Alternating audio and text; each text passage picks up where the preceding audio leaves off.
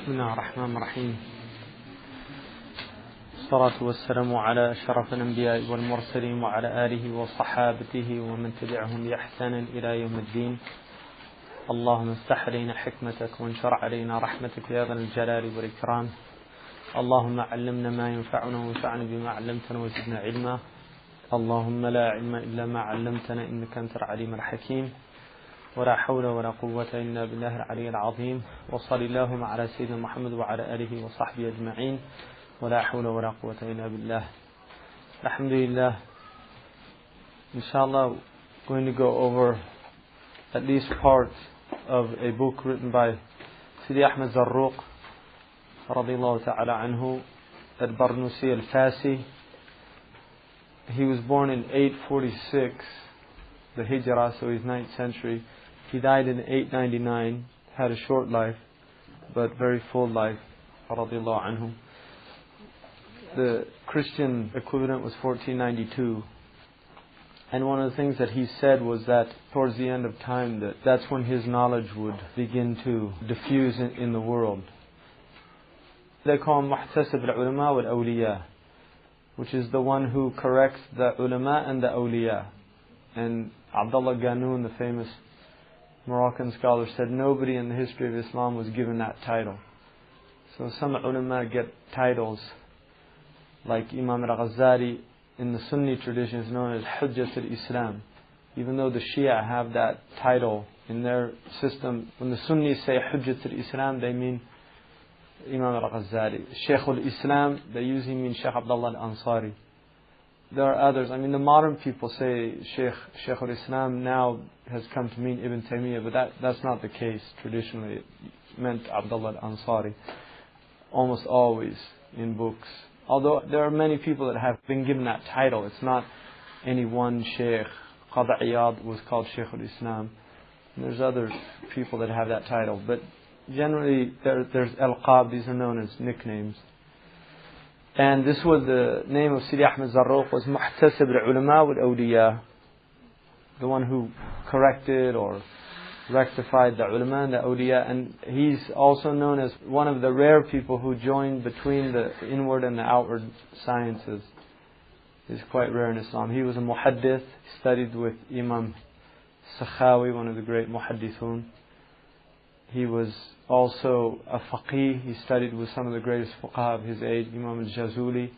One of his students was Imam al-Hattab, who becomes one of the great of the later Maliki fuqaha.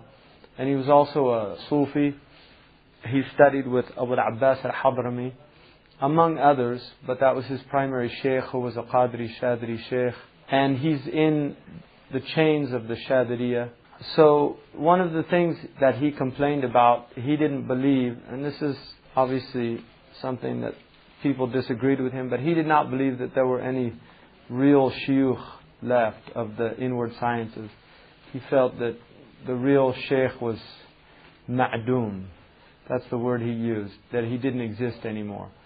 And yet he felt, because people need to continue on in trying to purify themselves and drawing closer to Allah subhanahu wa ta'ala, he focused really on several books that were guidebooks, almost like self-help books.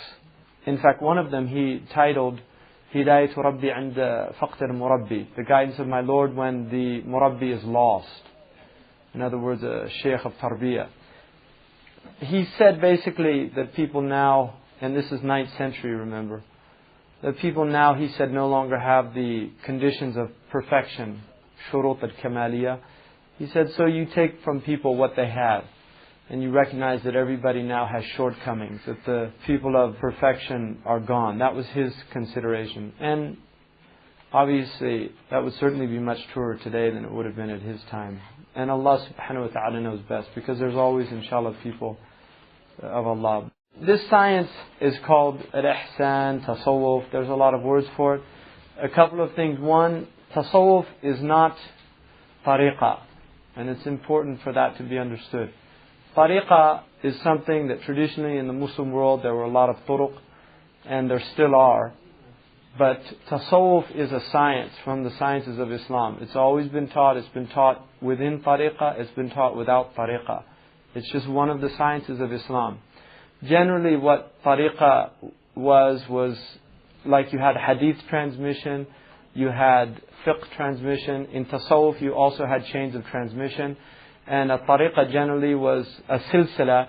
But what happened is they tended to end up being formulated into brotherhoods, almost like you had a membership in a group, and they had lodges which were called zawiyas, and you could travel from Morocco to Hajj, and if you were in one of these turuq, you'd go to the zawiya. If you were in a Shadiri tariqah, you'd go to the Shadiri zawiya, and these were all your brothers, and you were all joined in this tariqah. So there was esprit de corps, and also it tended to be associated with guilds.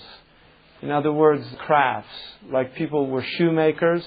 Often all the shoemakers would belong to the same tariqah. And this really happened in the Muslim world. You had people that was almost like union membership. Obviously, there's a lot of problems that go with that. There's no doubt about that, because the psychology of groups is a very interesting phenomenon, and you get group psychology, you get group think, people become elitist, people will always consider that their sheikh is the best sheikh, their sheikh is the qutb, their sheikh is over all the other shuyukh, and it can be a divisive element as well. So there's good and bad in everything.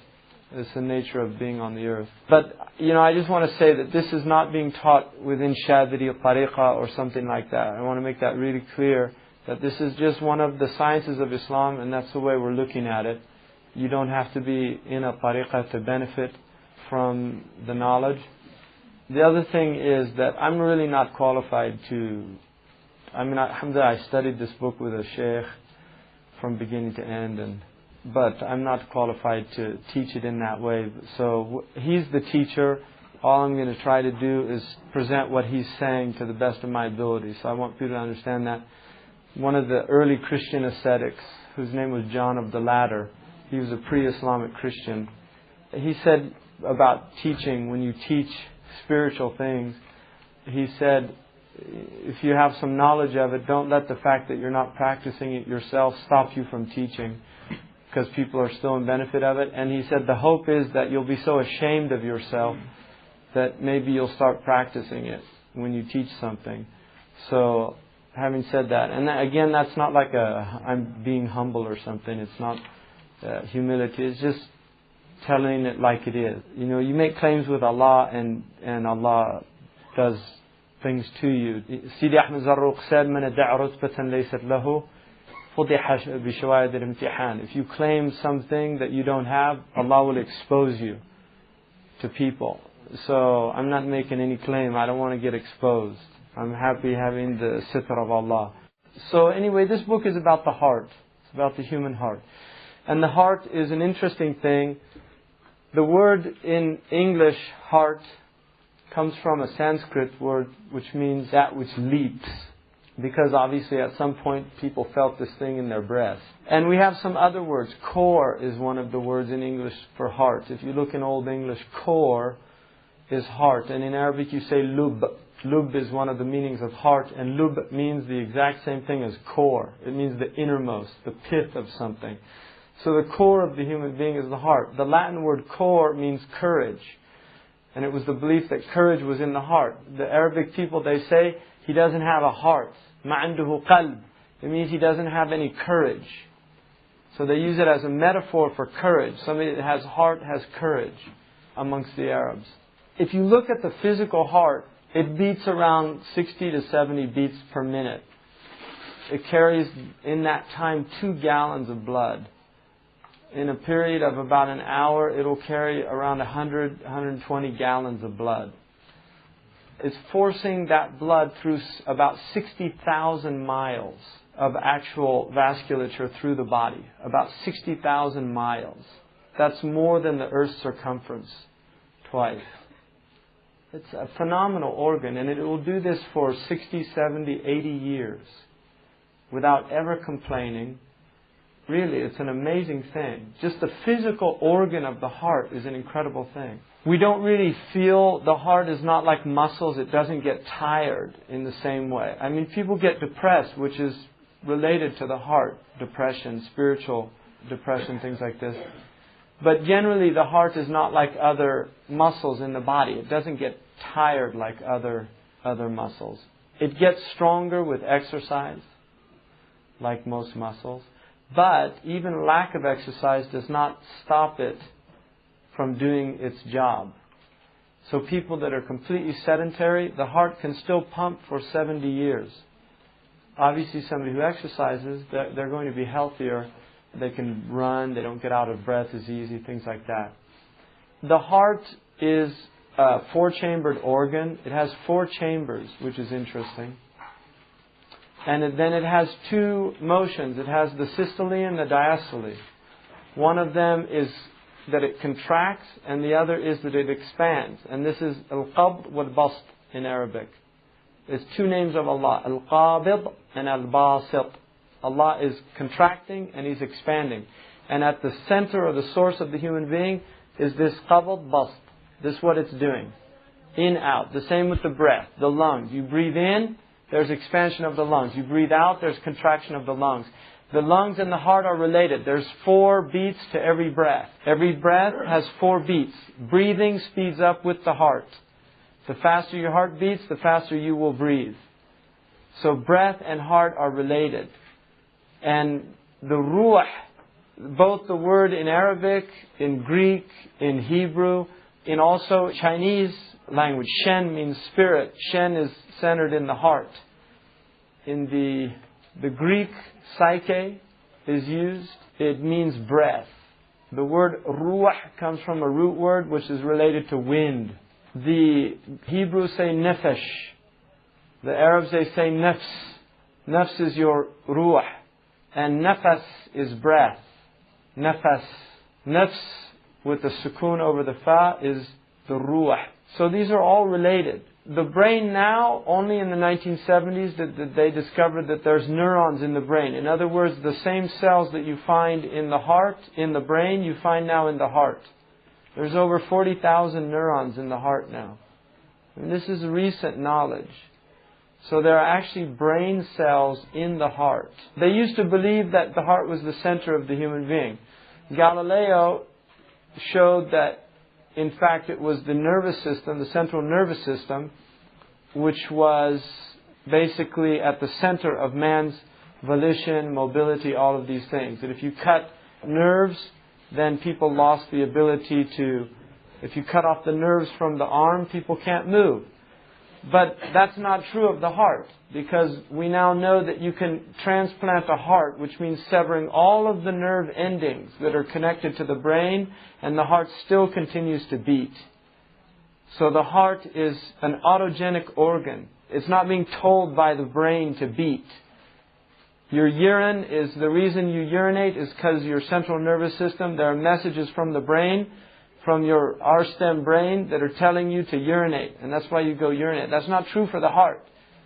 The heart is beating on its own. The heart actually, about 17 weeks in the embryo, the heart begins to beat before there's any central nervous system or brain.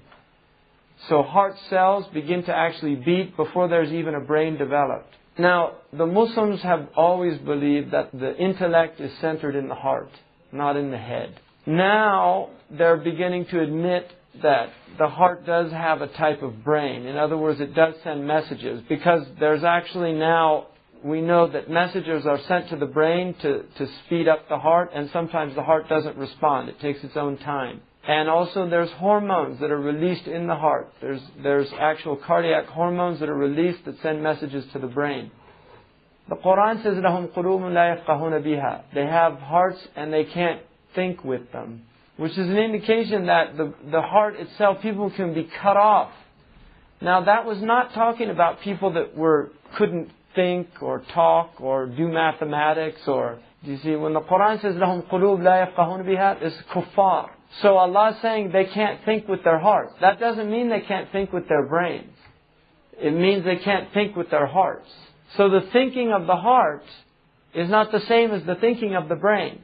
What we call mental, cognitive faculties, this is not the intellect of the heart. The intellect of the heart is rooted in the light of the human being.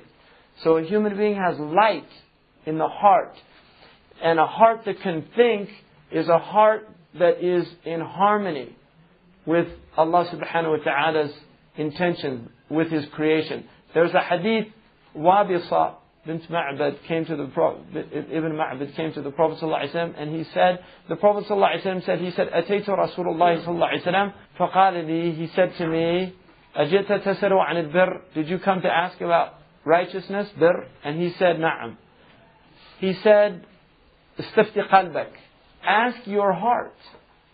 Take an opinion from your heart. استفتي قلبك. He didn't say استفتي دماغك, استفتي عقلك. He said استفتي قلبك. Ask your heart.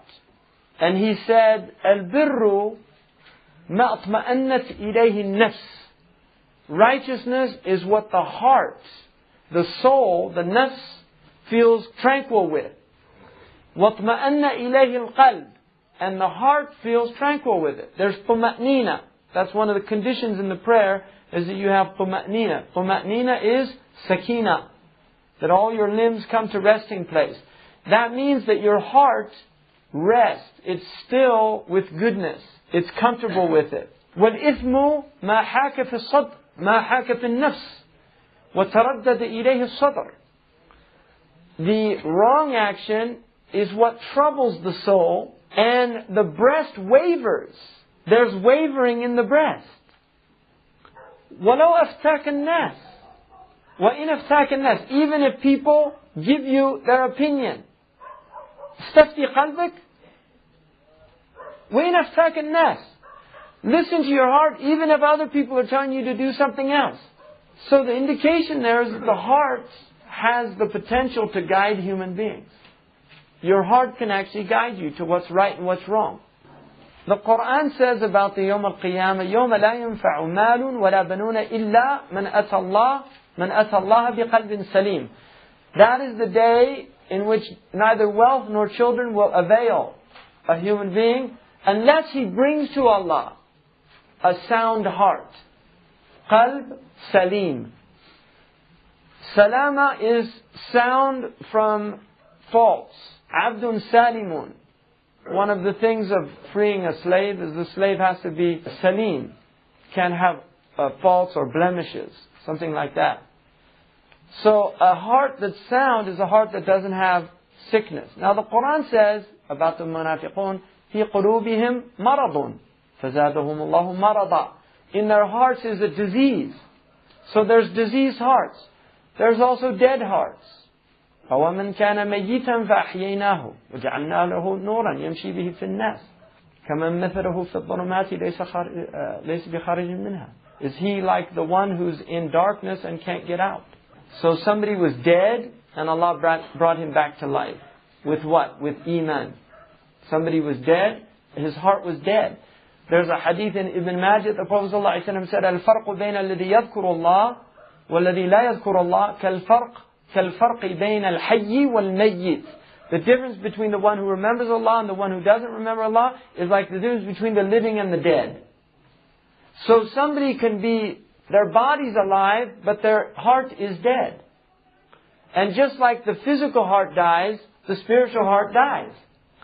And just like you can have physical diseases of your heart. In fact, one of the mysteries of the heart in Western medicine is it often is diseased and there's no symptoms. It's very interesting. In other words, they can have 90% blockage in their cardiac arteries. And there's no symptoms. And suddenly they have a heart attack. And they didn't even know it. They would say, he was fine, nothing was wrong. You hear that all the time. Somebody has a heart attack, they say, he was fine. In fact, I just played tennis with him yesterday. He didn't even breathe heavy. He was in such good shape. That's what people say. He was only 45. And he just dropped dead.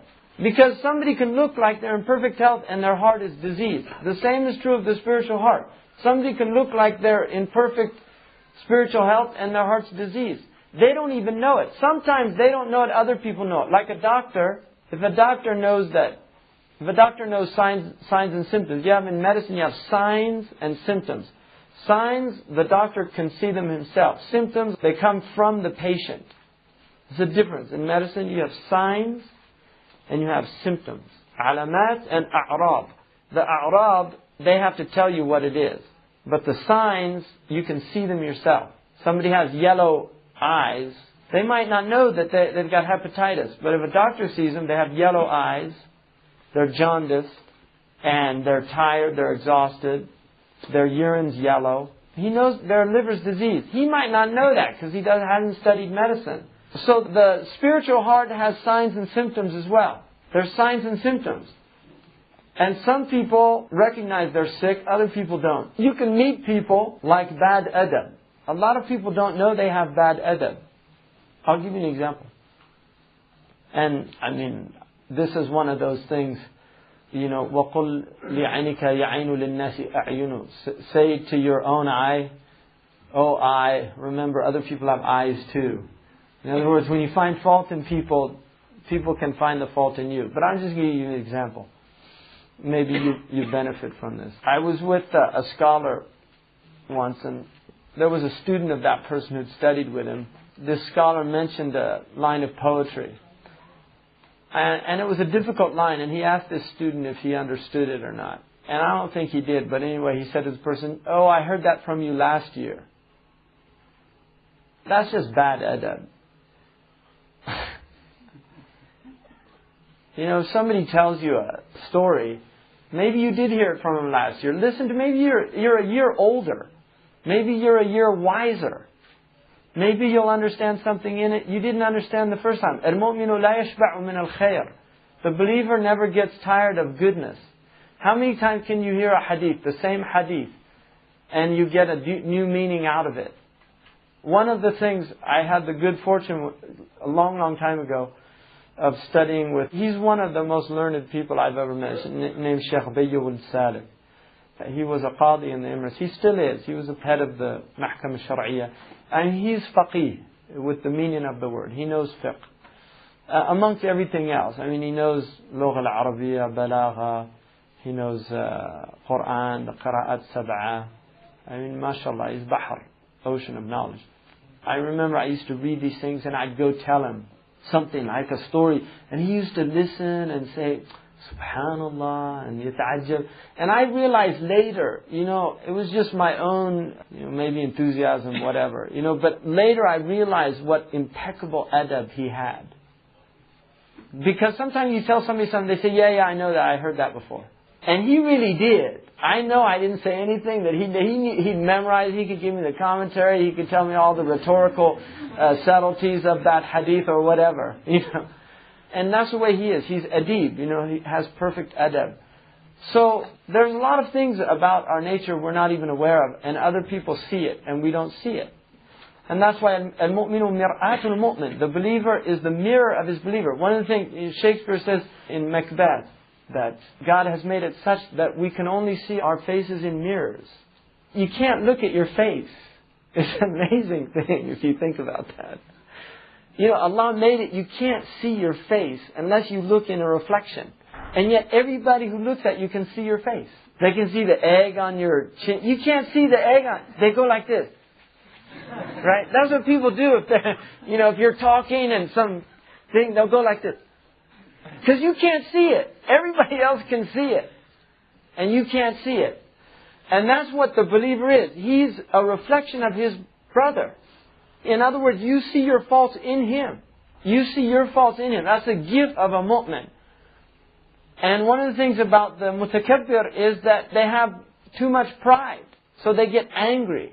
They get angry. And there's other people. Imam Shafi'i, somebody asked him, radiallahu anhu, how he had such impeccable character. He said, I always listened to my detractors. And I took to heart what they said. And then I worked to remove their criticisms.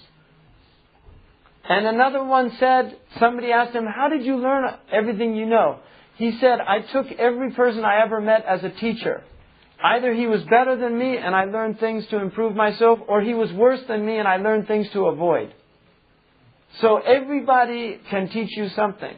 The rude person, you remember, when somebody's being rude to you, you have to remember, what you're feeling is how other people feel when you're rude to them. So that's the gift of becoming aware that the heart needs help, is that you can improve, you can get better. And we have to, we should get better. I mean, we owe it to this ummah to become awliya. I mean, the Buddhists have a really interesting thing. They have these vows, and these monks have to say them every single day. They're really interesting. They have these 4 vows. They vow to overcome themselves every single day. They say, today I vow to overcome myself. And it's an interesting thing if you think about that, that you make a conscious vow. Today I'm going to do it. I'm going to overcome myself. And then they have a vow to give up desire every day. Today I'm going to give up wanting dunya. And then they have a vow to master the sacred law. Because they have a law, their books they study. But they make a vow every day to master the sacred law before they die. And then the 4th one is they vow to help other creatures. And we have similar thing, the idea of nadr. But I just thought that was interesting, that idea that every day you recommit to this work. This is the real work. I mean, once you realize that the only thing benefits you on Yawm al-Qiyamah is a sound heart, then we should get to work on the heart. Because أَلَا وَإِنَّ فِي الْجَسَدِ مُضْغَةً إِذَا صَلَحَتْ صَلَحَ الْجَسَدُ كُلُّهُ وَإِذَا فَسَدَتْ فَسَدَ الْجَسَدُ كُلُّهُ. It's a hadith muttafaq alayh. There's in the breast a lump of flesh. If it's sound, the whole body's sound. And if it's corrupt, the whole body's corrupt. Isn't it the heart? If you look at the world today, every single thing you see out there that's wrong with the world emanates from a human heart. Every war that's ever been fought, every act of cruelty that's ever been perpetrated, every act of injustice, every foul act, every theft, every act of backbiting, every act of namima, every dissembling act, every act of hypocrisy, it all emanated from a human heart. And had that heart been sound, that act wouldn't have manifested. The only way that corruption can come into the world is that it emanates from corrupt hearts. If the heart is pure, the actions of that person are pure. And if the heart's corrupt, the actions are corrupt. So if you want to rectify the world, you have to rectify human hearts. Because that's what's destroying the world. It's not, people say pollution. The problem is not pollution. Pollution is a symptom. People say, look at all this waste. It's a symptom. All of that's a symptom. Look at all these wars. Why are people fighting? Those are all symptoms. And if you work on the symptoms without going to the root causes, then you're just wasting your time. If a person suffering from malaria goes to a physician, the physician cannot treat him until he moves out of the malarial swamp. Because he's just going to get reinfected. You have to change the conditions that are causing the disease. And the conditions in the world, all the corruption in the world, it's all being caused by unsound hearts. And so that's where you have to begin. And that's why the Prophet ﷺ said, إِنَّمَا بُعِثْتُ لِأُتَمِّمَ مَكَارِمَ الْأَخْلَاقِ. I was sent to perfect character. Where does character emanate from? Sound hearts. Sound hearts. إِنَّمَا بُعِثْتُ لِأُتَمِّمَ مَكَارِمَ الْأَخْلَاقِ. I was only sent to perfect noble character. Why was his heart washed 3 times? It was taken out of his breast. This heart surgery was performed on the Messenger of Allah ﷺ with light. Angels are beings of light. They cut open his breast. Now they have laser. Laser is just light. Light is sterile. Light is not contaminated. So angels opened up his breast. They put his heart into a cup that had ice in it. If you have ever watched a heart surgery, when they take the heart out for a transplant, they bring the heart in, it's in ice. That's what they do in a heart surgery. That's in the seerah. It's in the hadith. They put it in a bowl of ice. That's what you have to do because it slows down the metabolism of the cells so that the heart doesn't die. And then they poured over it Zamzam. Now, the other thing that they do, they bring in this, there'll be a guy with a pitcher and they're pouring on it what's called cryonic fluid. And it's fluid that has electrolytes in it, potassium and natrium muriaticum. And they're pouring it onto the heart because there's metabolic exchanges going on. So they keep the heart alive by giving it electrolytes. And one of the interesting things about Zamzam water is it's got high potassium and high sodium content. What they were doing was in accordance with modern knowledge, really. Divine surgeons, from Allah. They knew what they were doing. I mean, it's an amazing thing because I was actually worked in a cardiac unit, so I dealt a lot with cardiac surgery. But it just struck me as so amazing when I was studying that, because I knew the hadith. I just said, SubhanAllah. So the Prophet ﷺ, his heart was pure. And that's why the people around him, their hearts were purified by being in his company. Because that's what happened. If you keep company of good people, you become like good people. You keep company of bad people, you become like bad people. One of the things about recidivism in prison, you get people that become Muslim in prison or they become Christian, whatever. They go back, and one of the horrible things, look at this, in parole, I don't know about this country, but in America, in the parole system, in America, the prisoner has to go back to the place where he was arrested. It's total madness. I mean, they put him right back in the environment that destroyed him in the first place. So it's like sending somebody who had malaria, and now he's been treated, you send him back to the swamp. That's what they do. It's a horrible thing. These people, they really try to get better. A lot of them actually really try to get better. And then they go back, all their friends are there who haven't changed. Here's somebody, he's really changed. He's become Muslim, he's praying, he's fasting, he's got some spiritual strength. Suddenly he finds himself back in the same place, and all his old buddies come, and he feels strong. And this is one of the things Sidi Ahmed Zarruq reminds us. He says, never trust the nafs. If you've fallen into disobedience in a place, never feel strong about going back to it. Because he said, that's how ma'asiyah reoccurs. Is you get weak, you go back and you say, no, I'm not going to do it this time. You go back and you do it again. So this is what these people do. They go back to these places, and then the people say, oh, just come down and, oh no, I'm not doing crack anymore. I gave that up. Yeah, that's okay. You don't have to do anything. Come on, just come down, see, Joey's down there, and just come down and see, we'll hang out, man. Don't worry about it. And he's, well, all right, I don't want to, because he's his friends and this and that. And he goes down, suddenly they're all firing up the crack cocaine, and they're all like, oh man, I feel this is really good. Come on, man, just take one hit. What's it going to do? This is how it happens. This is being repeated right now. There's people right now. I guarantee you, the cycle starts over again. And this is a human being. That's why you have to be in company. There was this interview of this monk I saw, and the monk said they get up every morning at 3 o'clock and start there chanting. And this guy said, isn't that difficult? He said, you know what? If I had to do it on my own, I'd never be able to do it. But there's 100 monks here. Everybody gets up. He said, it's really easy. It's the same here. Everybody's here. It's easy to go pray in the jama'ah because everybody's going to the jama'ah. But then when you go back to these places, I feel a little tired. That's what happens. But here, everybody go. It's the strength of jama'ah. Inna Allah ma'al jama'ah. Allah is with the jama'ah. And that's what we've lost. We've lost jama'ah. When Shaykh Khatri came from Mauritania to America, he said that he noticed nobody smiled. Because one of the things about Mauritania, right? Sidi Ibrahim knows this. You go out in the desert, they're all smiling, right? People smile all the time. Because smiling is actually part of fitrah. The Prophet ﷺ smiled all the time. One of his names is Al-Bahak, the one who always smiles.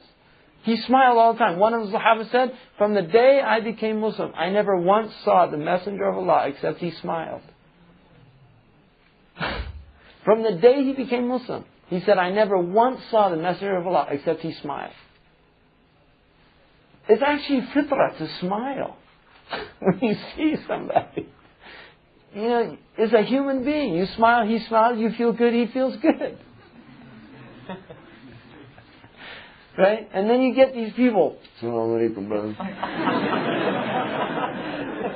Seriously, you go into the masjid, that's what this is. Just try a little harder on that one. Just a little harder. Like, Assalamu alaikum. You don't even have to. Seriously, some people, it's like getting a tooth out of them or something to get a salam with a smile. But he said the reason he thinks none of them smile is because he said he noticed they do everything alone. So he said they have shayateen with them, they get depressed. Because shaitan rides alone. Rakibun wahidun, there's a hadith. Somebody who rides alone is a shaitan. And two of them, two shaitans. Three is company. You look at, in the West, everybody in their cars alone. And who are they listening to? Shaitan on the radio. It's amazing. They're listening to shaitan. And they're driving alone. And then they go to work and they sit behind a cubicle alone. They don't talk to anybody. In California, they say, send me an email. They don't even want to talk to them physically. They tell them, send me an email. Some of them have a sign. They just hold up a sign. They won't even say anything.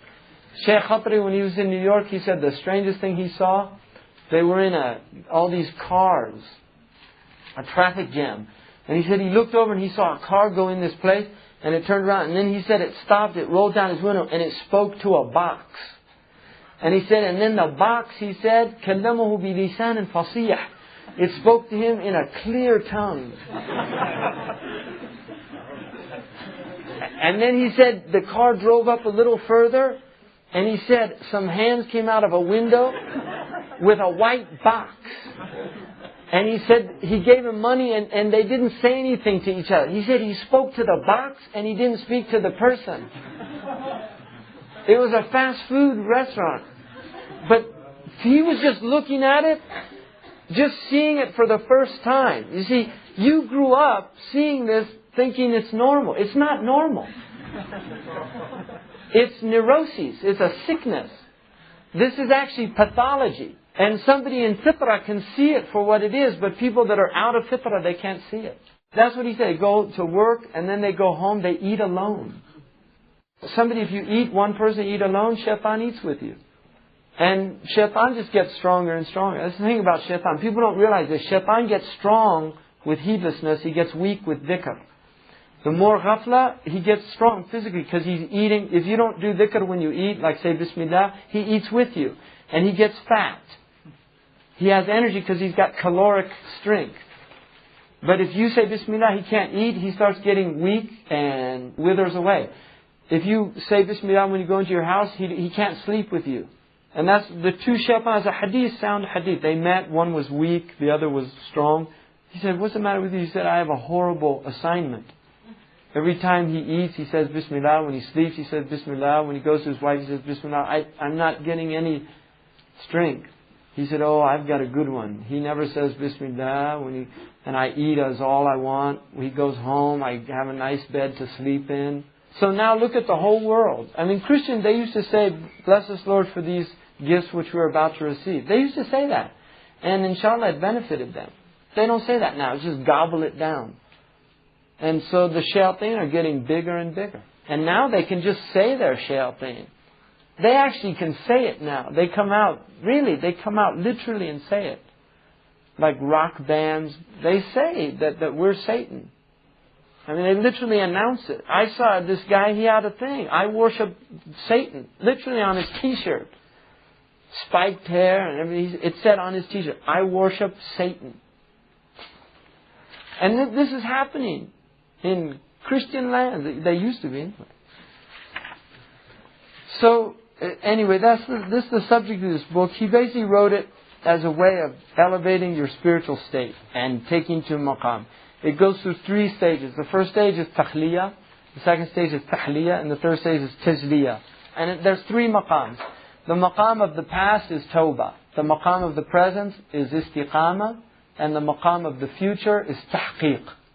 That's what he said. You have yesterday, today, tomorrow. Yesterday, the maqam of yesterday, astaghfirullah. Is gone, you just say astaghfirullah. I wasted the opportunity. Today, maqam, don't waste the opportunity. Istiqamah. Tomorrow, if you do that today, tomorrow expect to have realization.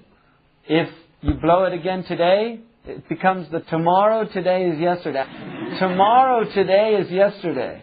So if your tomorrow today, which becomes your yesterday, is as bad as yesterday's today, just say astaghfirullah. And start over again. That's what you have to do. Just start over. So that's why he did this. So he begins, it's praise, Alhamdulillah, Al-Malik Al-Wahhab, Al-Rahim Al-Tawwab. He's praising Allah subhanahu wa ta'ala. And then he praises the Prophet sallallahu alaihi wasallam, who he calls Miftah al-Khair wal-Isma, Sayyiduna wa Malana Muhammad al-Amin, al-Muraffa' ala jami' al-Alamin, the one Allah elevated over everybody, wa ala alihi wa ashabihi ajma'in, صلاة تملأ الوجود نماء وعددا وتتواتر على مر الدهور سرمدا وتتصل بالتسليم عليه وعليهم دائما أبدا وتنعطف علينا بروح وريحان ويتصل إمدادها بأمن وأمان وتجدد نفحاتها لدينا في جميع الأحيان كل ذلك بفضل الله ورحمته وجوده ومنته وهو حسبنا ونعم الوكيل. So that's his introduction. Then he says, أما قبل كل شيء ومعه وبعده. As for what's before everything, with everything, and after everything, فليس على الحقيقة إلا الله. In reality, there's nothing but Allah. And what that means is there's no absolute wujud. There's no wujud al-mutlaq except Allah. This is wujud muqayyad. It's like in mathematics. Who's anybody a mathematician here? You have a fraction. I learned this from a mathematician. And the fraction is x over infinity.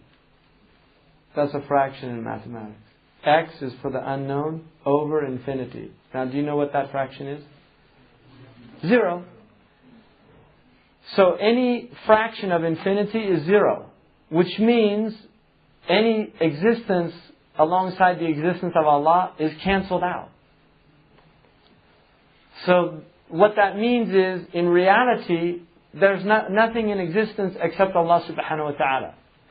He's at wujud al-mutlaq. Everything else is contingent. It only exists because Allah allows it to exist. And it exists in the knowledge of Allah subhanahu wa ta'ala.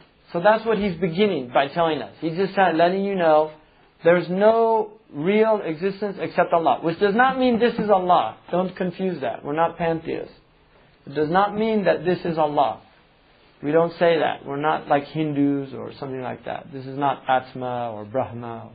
And it's also not Maya. Like the Hindus call this Maya. Illusion. We don't believe it's an illusion. We don't believe that it has real existence. But we also don't believe it's an illusion.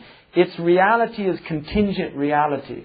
It's not permanent reality. And it's a really important distinction. Alright?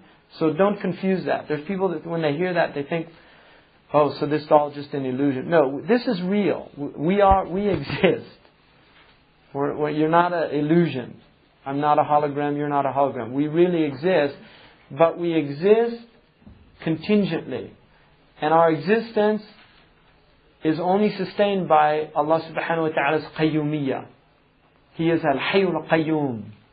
In other words, the existence of the heavens and the earth is contingent upon Allah's qayyumiyyah.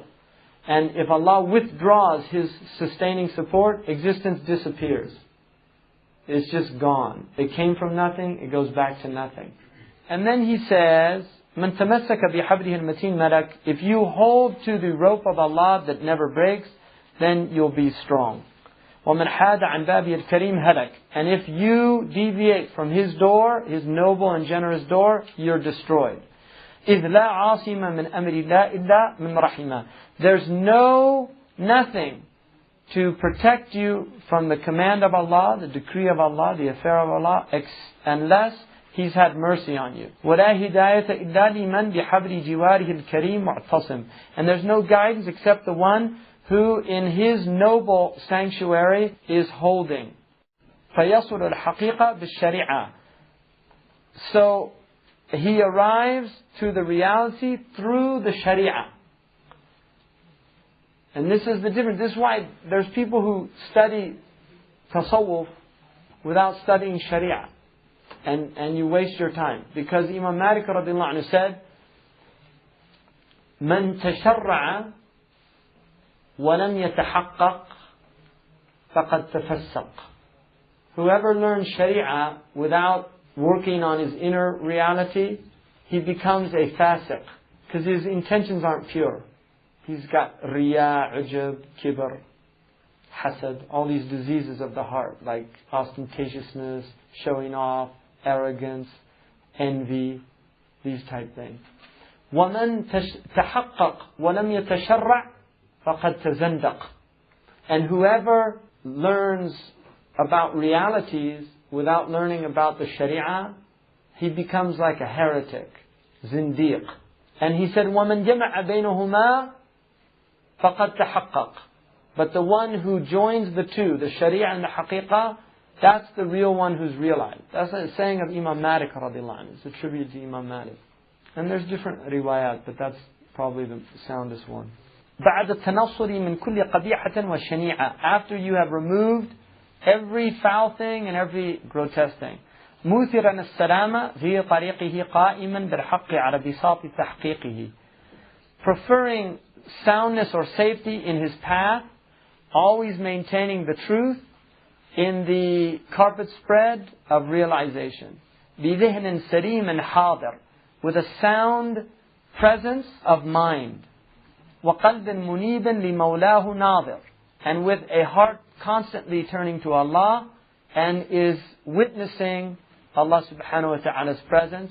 يضع كل شيء في محله. He places everything in its place. And that is the definition of adl.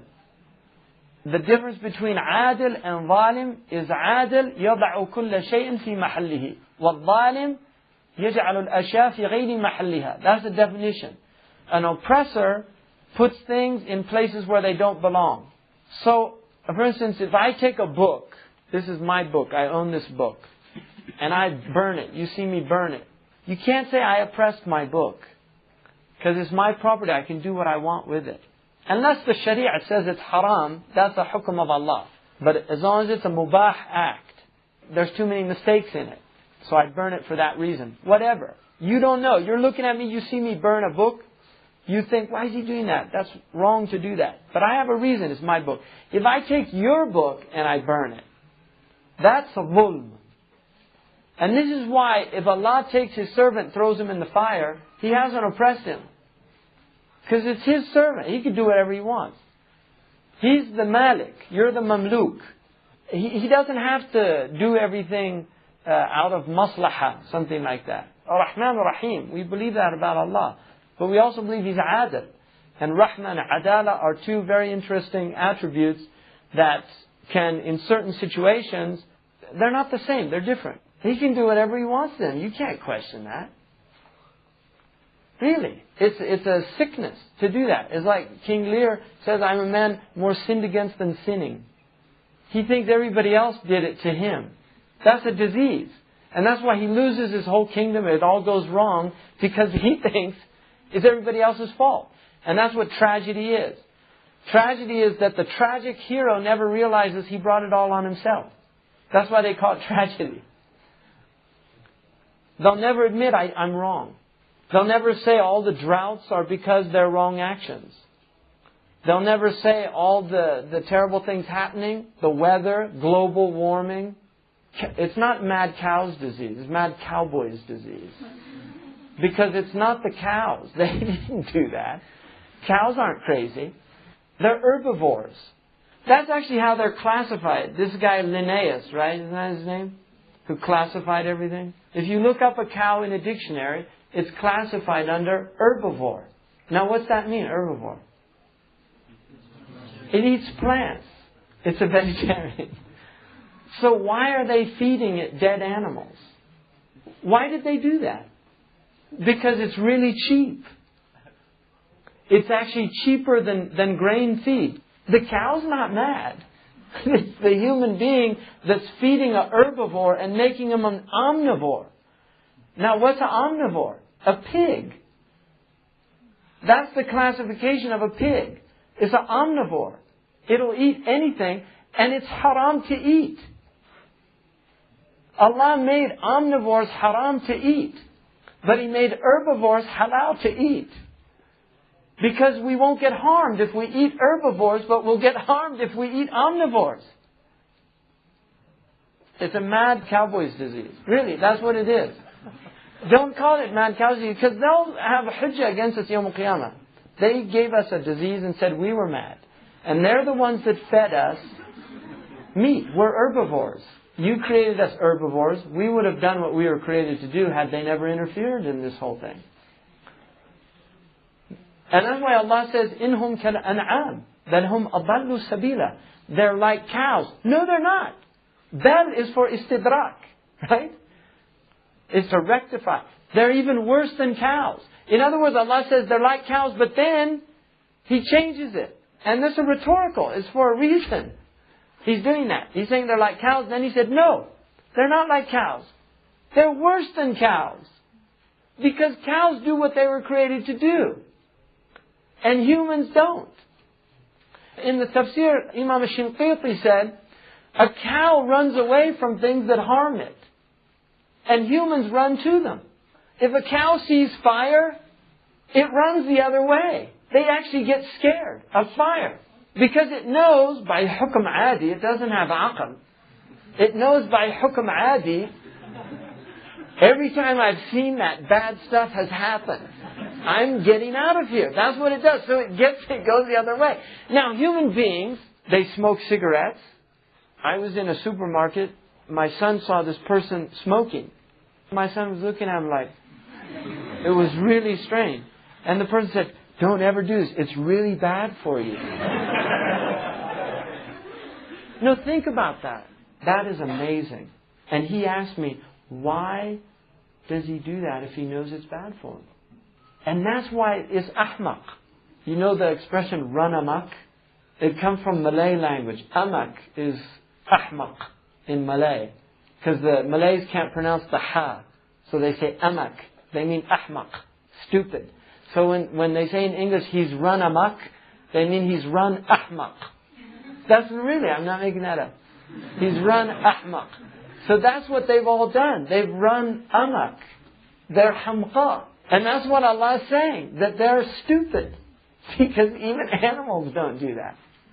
I'm always amazed. You go on this airplane, and there's this guy with this computer that according to them took, 12, 15 billion years to get to this stage where we can actually make a computer in evolutionary theory. Right? From the beginning of the universe till now. It's taken us 12 billion years to get to the point where we can make a computer. And he's playing solitaire.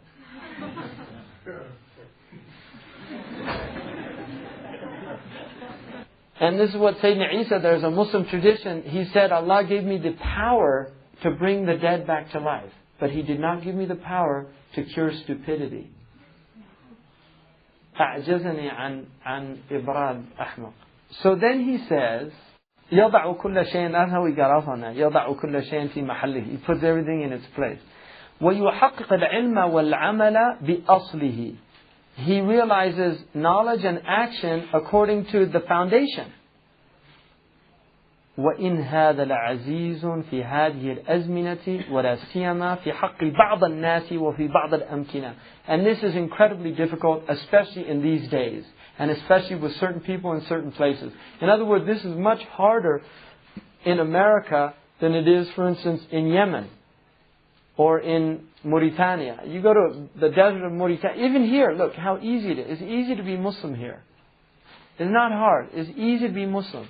The worst thing you have to worry about is if you're a Hanafi, a Shafi'i or a Hanbali, there's a few dogs out there.